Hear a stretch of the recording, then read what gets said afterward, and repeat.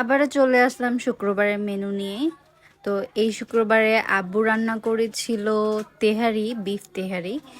তো অলওয়েজ আব্বুর হাতের এই বিফ তেহারিটা আমার অনেক বেশি পছন্দ, আমাদের বাসায় সবারই অনেক বেশি পছন্দ, কারণ এটা মাশাল্লাহ অনেক বেশি মজা হয় আব্বুর হাতের রান্নাটা।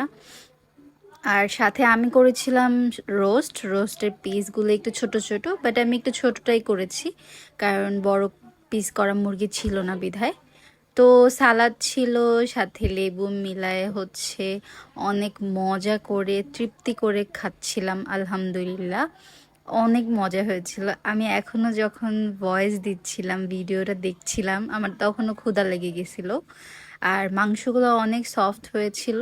তো আমি রেসিপিটা একটু আসলে শেয়ার করব, এখনও আমি এডিট করতে পারি নাই কারণ আমি অনেক আইলসা। তো আলহামদুলিল্লাহ এই ছিল আমাদের লাঞ্চ। ভালো লাগলে অবশ্যই লাইক অ্যান্ড শেয়ার করে দিও। আল্লাহ হাফিজ।